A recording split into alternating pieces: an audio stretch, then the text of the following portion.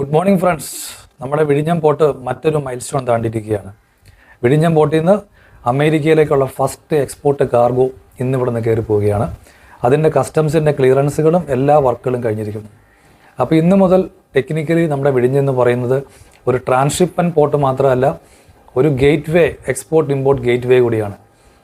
അപ്പോൾ അങ്ങനെ നമ്മുടെ പോർട്ടിന് വേണ്ട, വിഴിഞ്ഞം പോർട്ടിന് വേണ്ട കണ്ടെയ്നർ ഫ്രൈറ്റ് സ്റ്റേഷനുകളും റോഡ് കണക്ടിവിറ്റിയും ലോജിസ്റ്റിക്സ് പാർക്കുകളും കണ്ടെയ്നർ യാർഡുകളും എല്ലാം റെഡിയായിട്ട് ഒരു ഫുൾ ഫ്ലഡ്ജ്ഡ് പോർട്ടായിട്ട് ഇന്നു മുതൽ വർക്ക് ചെയ്യാൻ പോവാണ്.